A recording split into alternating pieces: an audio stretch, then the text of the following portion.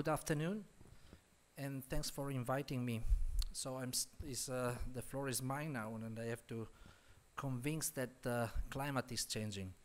So, dear students, distinguished President and Dean, dear colleagues, I'm here today to speak about a very hot topic. And in particular, what I'm going to tell you is about the new findings that are coming out in the IPCC report and how we reach all that results. Indeed, you can find several informations that I'm discussing today in this report. The first working group is going to publish very soon the science basis of climate change, but something that you can already find in the literature and in the website is the summary for policymaker. And I would strongly recommend to all of you to take your time. It's just 20 pages, very easily to be read, but they contain a lot of information.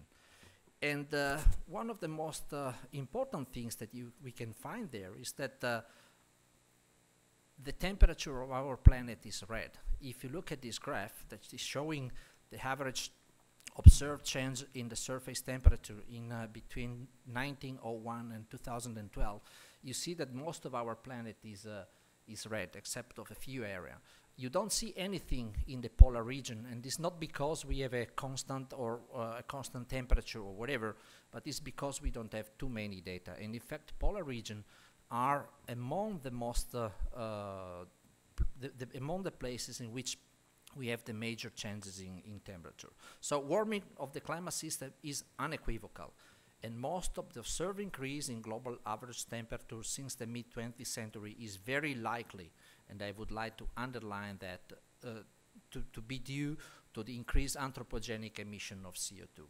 So our planet is warming, and the human beings are the culprit of that. So if we go a little bit more in detail, and we look at the last, let's say, 150 years, we see more or less the average temperature increasing in the top panel. But if you look in the bottom panel, you'll see that we report there the decadal average temperature, and each of the last 3 decades has been successfully warmer at the Earth's surface than the preceding decade since 1850. And that's a big deal. I mean, so that makes a real difference in between weather and climate. Everybody is complaining in these days because it was raining and cold and raining and cold, but that's not climate. That's just the weather changes that make happen every second day. We are very much interested to changes on a longer time scale. And the key is, I mean, is in our atmosphere. This is a nice picture taken from Space Shuttle a few years ago. And everything in our Earth is connected through the atmosphere. The radius of the Earth is more or less 6,340 kilometers, and we have just a very thin layer of atmosphere made of gases, which is more or less 10 kilometers thick. Everything is mediated through that very thin layer, so we have to protect them, basically. And to look at what is happening today, I mean, we are living in a changing world, as I told you. But to better understand what's going on and what will happen in the future, we have to look at the past. This is a graph. I mean, these 4 panels go back in time to more or less 3 million years. So if we look at this graph, I mean, we see more or less changes in temperature over the last 3 million years. And we saw that Earth was even warmer than it was today. But we are very much interested in a period of time much closer to the one we are living, and especially over the last 3 million years in which all the continents were already in the present position, where the atmosphere were working more or less in the way that we are knowing today. Everything was changing periodically because of the changes in glacial and interglacial timing. And all that was driven basically by the relative position of the Earth and basically of the Earth orbit in comparison to the Sun. So we are still living in a climate that is changing from glacial to interglacial changes. And the last glaciation, we had it just 20,000 years ago, which is nothing in a geological time scale. It's just yesterday. And our ancestors were going around our territory here, for instance, in northern Italy already at the time, starting to settle down, and especially This is a very special period of time, the last 10,000 years, is called the Holocene, and is the period of time in which we are living in. Is incredibly stable. We never had something like that over the last million years. So this is a very, very peculiar period of time. So how we get information about the past? There are many different places where we can go. I mean, we can drill marine sediments or lake sediments. We can look at tree rings. We can look at corals. But one of the best archive to retrieve information from the past is from ice cores.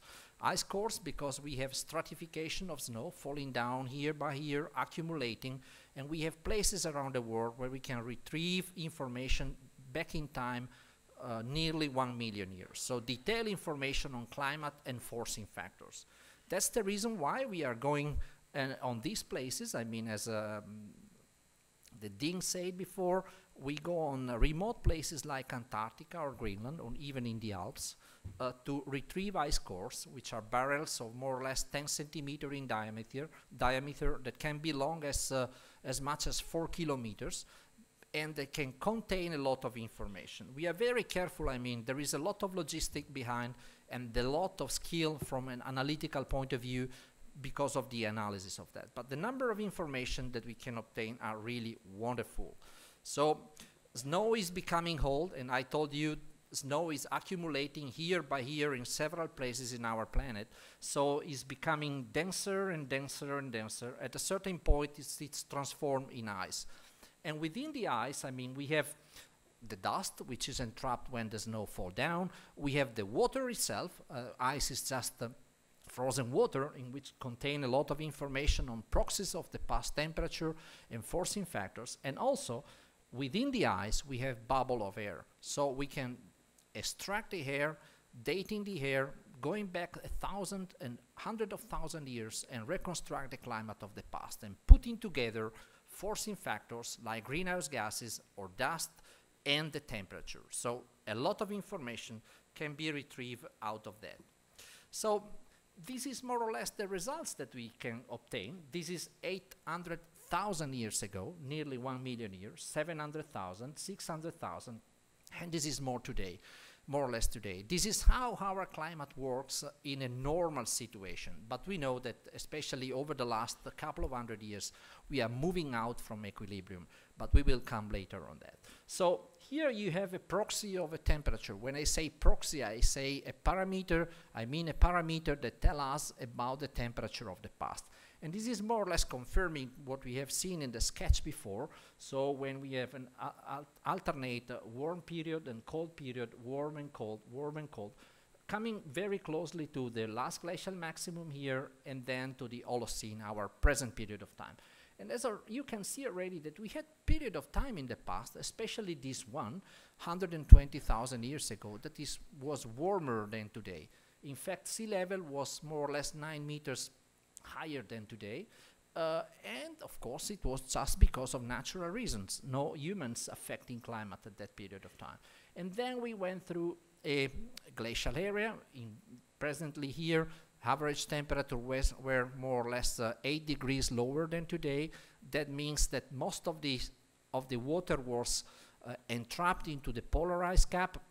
Sea level was 120 meters lower than today, and so we have several variations. And just to give you an idea of what was the meaning to live in a period like that, I'll give you often an example like this to my students. This is the Western Italian Alps, let's say, where you have mountain chain and valley and mountain and valley. And this is a picture taken in Antarctica today, in the northern Victoria land, where you have mountain ridge and valleys and mountain ridge and valleys. But in the valleys, we have kilometers of ice. And this is more or less how our alpine valleys looked more or less 20,000 years ago. And we are falling down in a period like that. It's not that far from a geological point of view. We will not see that, I mean, but that would be not that far. And I will be back in a minute on that. So I told you that the temperature of our planet is red. The temperature is increasing, and most likely the humans are the culprit for that. And if you look at that, this is a famous hockey stick, I mean, where you have the temperature of the last 1,000 years, where we have a trend, I mean, this is an average temperature, average surface temperature on our planet, where you have a more or less a decrease on that. And then over the last 50 years, we have a huge increase in the temperature. That was why we are very much worried about. But if you go a little bit more in detail to look at this part of the curve, we see something like that. And in particular, if we take period of time, which are more or less constant, we see that average temperature for decades is not varying that much. And even in the last 10 years, I mean, we have the average temperature over the last 10 years is more or less stable. And we know that we are injecting a lot of greenhouse gases in the atmosphere. And so many people say, okay, if you're influencing climate with increased greenhouse gas into the atmosphere, why we don't have a real global warming as testified by this quite flat curve here or there. We have some clues on that, and we know that all the heat that is produced, the excess in the solar radiation produced by greenhouse gases is not just is not just going to increase the temperature, but is also going to melt the ice or to warm up the ocean. What we are very much interested in is not just a very short period of time, but climate scientists especially work on longer time scales. So that's the real perspective which is interesting us. And I'm particularly glad to show the next picture because I'm a personal witness of climate change. I'm often going to this place, which is just 50 kilometers north in Bergen in Norway. And I've been there in 2006, and I promised to take a picture every couple of years, every time I'm going there. And so look at how Glacier respond to this warming. I mean, Glacier from 2006, 2008, 2012 are retreating very, very quickly. I'm very curious to go there this year to see what we can get. And again, one of the main player on the climate is, as I told you, the greenhouse gases emission that we are carrying out today. We retrieve a lot of information from the ice, and those small dots, white dots that you see are just bubble of air, let's say paleo air, that can be retrieved from ice cores. And again, if we look to the concentration of CO2, for instance, but methane looks the same, and the temperature are how those things change over the last centuries. I can tell you that those parameters change quite synchronously. So when I have an increase in CO2, we have an increase in greenhouse gas. We have an increase in the temperature as well. Okay, we can argue and discuss quite long about the chicken and egg question. So we starting first: is the CO2 or is the methane or is the temperature, which is the forcing factor to each other? I mean, we can discuss quite long on that, but I mean, we know quite well that at least as far as we can be precise on discussing that, they goes together. And it doesn't matter which one comes first, because if I increase the temperature of our planet, we increase the CO2 level, and then we have a sort of feedback effect that accelerate to the other one.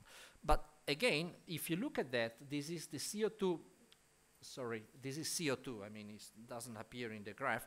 This is the CO2 variation. Don't like to give numbers when I'm doing such kind of talks. But please keep an eye on that, which is 180 part per million in volume, and the maximum is more or less 280. This is the range in which we have natural variation of greenhouse gases over the last 1 million years. But again, I'm glad to see that some colleagues work a bit on putting together all the data that we are retrieving from ice core and putting in the perspective of the changes that we have today. So I want to show you this graph, which tell you how CO2 is changing.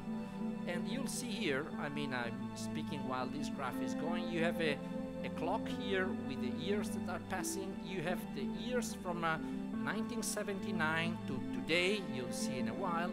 You have CO2 changes in this period of time, and those data are coming from here, which is a Manualoa in the Hawaii, where we have an observatory a long-standing measurement observatory since earlier than that.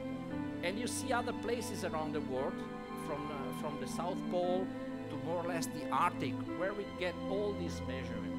And you see everything is increasing and the Earth is breathing because of the vegetation changes and the more and less CO2 absorption.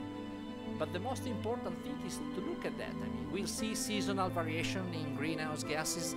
You'll see the increase in greenhouse gases. That's the average increase, which is incredibly important for our planet. Again, I told you that if we were looking at the changes in between glacial and interglacial CO2 variation, we were reaching more or less interval in between 180 and 280. If you look at the minimum value in the early 80s, we were already above the natural oscillation, 330 part per million in volume. Okay, so we are more or less today, and today we are very close in average value the number of 400 part per million. We already went over in May last year, and then if we go back in time, I mean, we again have direct measurement done in the atmosphere, especially in Mauna Loa, and then if we go back in time even more, what we have is just ice core data. And so we are matching this data and going back in time with all the dots that we are adding, obtained from ice core analysis. So all those values are the 280 part per million that I told you are the pre-industrial value. So we are nearly 50% more than the value that we have during the interglacial cycles. And then if we go back in time, even more back in time, during glacial period, we have even lower concentration, and then back again to the previous interglacial, and so on, so forth in the past. So that's real something. I mean, we never reached that CO2 value, and methane is looking the same over the last 1 million years. So there is a clear influence of human beings into climate. And if we go back, I mean, and looking at what happened in Mauna Loa, in 2013, 9 of May, we went over the 400 part per million. We never reached that, at least over the last 4 million years, because beside that, we have also data coming from marine sediment core. So we have to think about that, I mean, because we have all these data that are telling us that we are really emitting a lot of greenhouse gases into the atmosphere. But as I told you, I mean, really the key for the future is in our past. And again, this is a graph that tells you how was the climate over the last 4 million years. So this is 3 million years, 2 million years, 1 million years, and again, this is a proxy for the temperature. So we have a warmer climate and a cooler climate.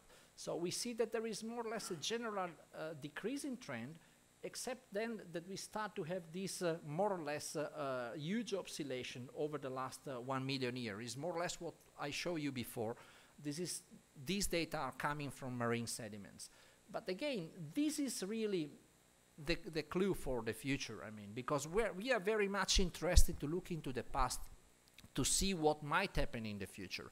So we have to find a period of time in which the climate or our orbital parameters were similar to the one we have today.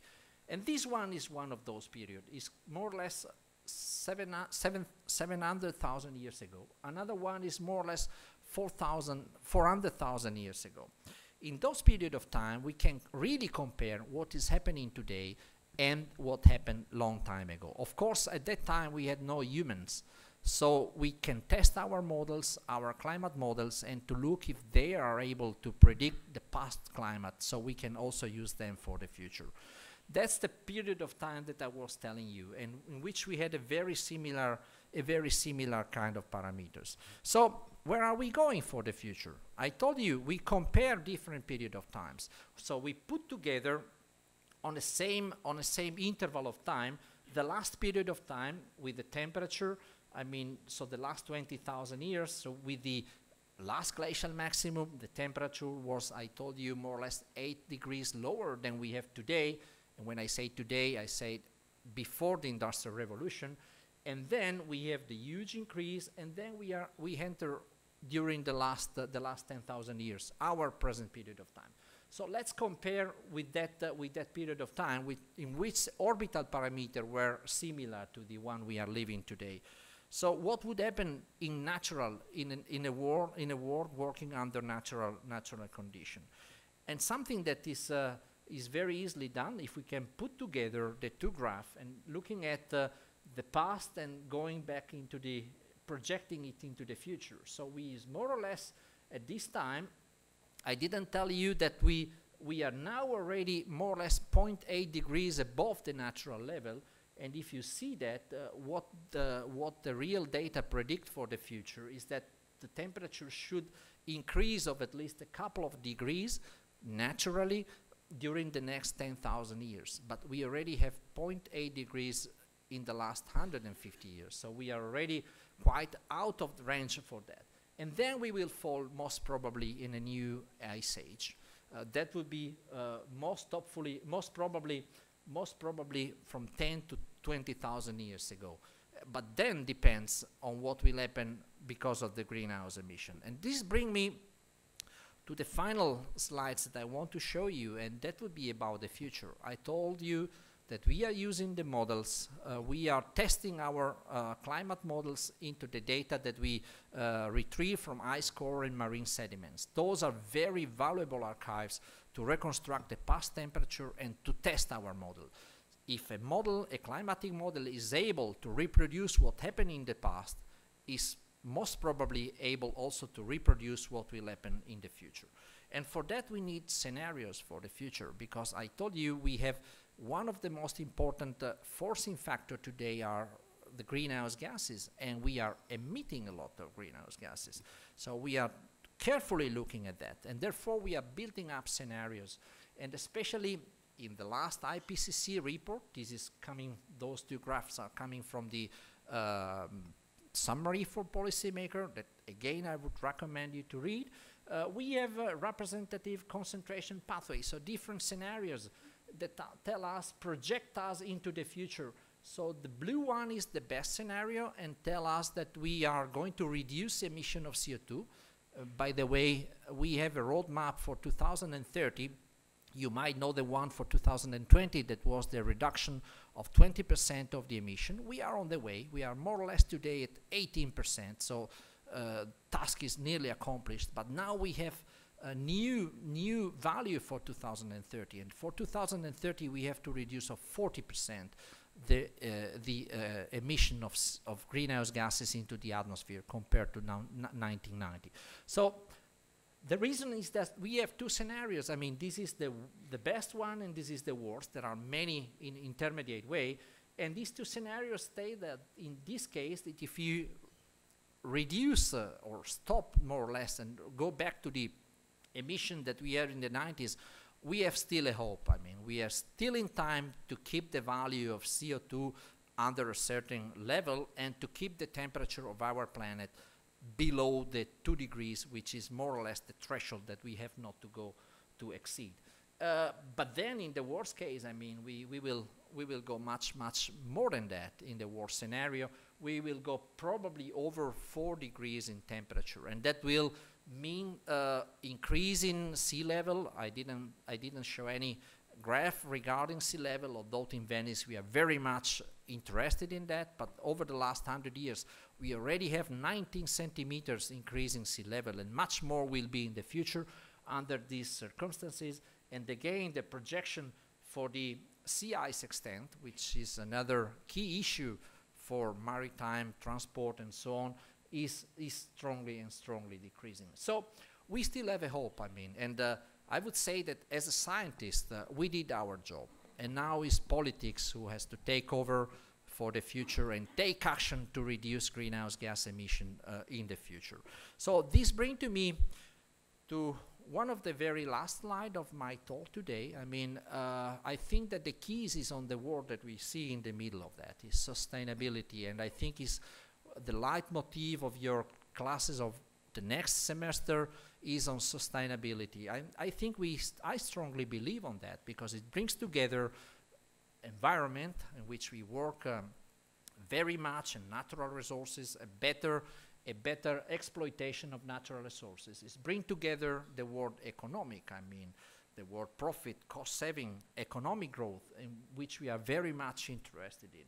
And it brings together the social aspect, because we can't leave all the things together. And if we merge these three magic words together, it comes up with a sustainability. And that's the way in which you have to take the future. So we have one planet. This is our only home. We have to be very conscious about that. And I hope, Agar, that you are not angry with me if I started my salutation today from the students and not from our distinguished guests. But I think that the future is of you guys. And so the next generation will have to save the planet, I think, because we already ruined it, I think. So thank you very much.